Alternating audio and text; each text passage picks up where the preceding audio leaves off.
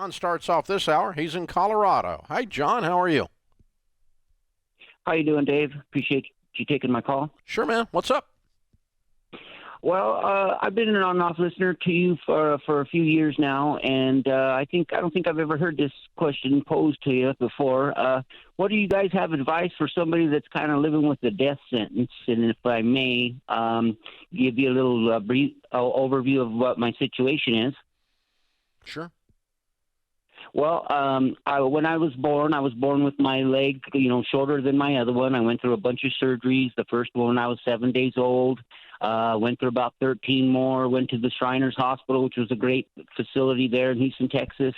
Got fixed up with my leg. Well, ended up with an autoimmune liver disease. My body started thinking my liver was a bad thing, and it was probably due to all those anesthesias, drugs, et cetera, et cetera. So I ended up getting an autoimmune disease since I was 17. I'm about to turn 50 years old, Dave, here in April. Mm-hmm. My mom and dad, they've been married 53 years. I've had a very strong, church-bound, very strong family behind me. My mom told me that I had a brain just because I couldn't dig ditches. I wasn't going to be some SSI kid, and she was going to make me use my brain. So I went through college. They didn't have much. I had to keep my grades up to pay for all my schooling. I did become an MRI tech. I've been an MRI tech now for 28 years. Wow. But I've been having this a roller coaster ride of, off and on of these meds. And 7 years ago, I was probably, up for a liver transplant. I refused to do that, Dave, because I'm just plain out tired. But I did my own research, and I found a way to fix myself, and it bought me about another 7 years. Well, here I am at 7 years, and my condition is getting worse. Now, I make $77,791.81 a year. I can only afford to put 10% into my 401k, but I've had to pay, the route that I decided to save myself with, insurance doesn't pay, of course. So, that I took a big hit 7 years ago. So I only got about maybe 40,000 in my 401k. I only can afford to put 10 months because it costs me about $200 to $300 in supplements and so forth and so forth. So your plan doesn't seem to be a viable plan for someone like me. They're telling me now that I probably got maybe another 7-8 years. I don't have any debt other than I just bought a townhome last year. I just paid off my car. I'm looking for another beater because right now you don't want to buy a car right now because the prices are through the roof. So I'm just kind of hoping this thing lasts me for a while. I do have a small little Roth IRA with only about $3,000 in it. I stopped going there because I wasn't comfortable with my financial advisor that was advising there, so I just stopped contributing to it as a point. So I'm basically sitting here thinking that I have a life insurance. I want to be able to leave my niece and my nephew something, and my sister. My parents are in their 70s. I'm close to them. So I go down and take care of them best I can. But like I'm saying is I know I'm never going to be a rich person. I just don't even have the time to do it. But I want to be able to find it's been difficult to me because I want to find some financial advice that somebody John, that's appreciative of my situation. John, I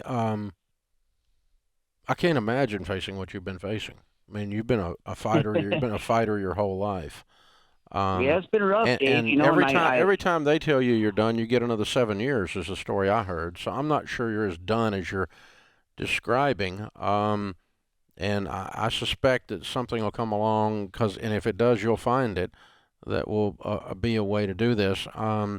So here's the thing. Well, basically, my question is, Dave. Okay, go ahead. My question is basically, Dave, is I want to be able to make sure I'm not wasting money on all these insurances and stuff that I got, crap like that. I want to be able to leave them something, but still I want to be able to enjoy my life right now. You're not wasting money on insurance if it's taking care of you. Okay. And taking care of you is more important than you leaving a niece or a nephew something. I have like AFLAC policies, and I know you're not a fan of those, yeah, well, and I have crap like that. Okay, then get rid of them. Then get rid of them. Well, I don't. Get good health insurance. Work your plan. Work your ASA. I have it through my work. Okay. I have it through my work. All right. Then don't buy I have all that set. I just want to make sure that I'm not wasting money because Your goal of I leaving don't your want. niece and nephew money is the wrong goal. The right goal is take Okay. care of you. I'm fine right now. No, you're not. You're not. You're not fine. You don't have any money. You don't have any margin in what you're talking about. And you're sitting here telling me that Okay. the idea of living on less than you make and avoiding debt and building up wealth is not for you. Well, it is for you. Do you have exactly the same timeline as everyone else? No, you don't. But you're a I fighter. guess that's what's You're a discouraged me. I guess scrapper, that's what's and discouraged. you know what I would do is I would have you build up savings, stay out Okay. of debt, which you have done a great job of, and don't leave a bunch of debt behind. But don't worry about having an insurance policy for a niece or a nephew. You need to take care of you. And what money you can scrape together, let's spend on your health and on some solutions and on some life extension things and some quality of life things, and spend that on you. And Right. that is not selfish. You have been dealt a hand of cards, and you've been a scraper and a fighter, and you've done a great job. I'm very proud of what you've pulled off. But I disagree with your premise that our plan doesn't work for you. Now, maybe you're going to adjust some of the nuances of it, but our plan is save money, live on less than you make, be generous, live on a plan, a written budget, stay out of debt. That's our plan, and you've done that by and large. So you've done a good job, Ken. Yeah, I agree, John. I think that you feel some sense of pressure, and I think you have to let go of that. Find out why you feel this pressure to leave something behind for your niece and nephew. There's nothing wrong with that. That's very good-hearted. But I also think that it's created a narrative that Dave has really enlightened you to, and you don't need to feel that. If you want to live a life that you enjoy and have a quality of life, which is what you just said a moment ago, I think you have the finances already to do that. And I think that's what you focus on. And then if there is something left over, get a good financial advisor, one of our Smart Investor pros that does have the heart of a teacher. Let them guide you. You understand everything they're guiding you on, and then you leave it behind. But you need to live. 7 years or 17 years from now, when someone steps into the pulpit and delivers your eulogy, it needs to be, John was a fighter, John was a scrapper, he's self-sustained, he always took care of himself, and he was always generous. Not he left money to his niece and nephew.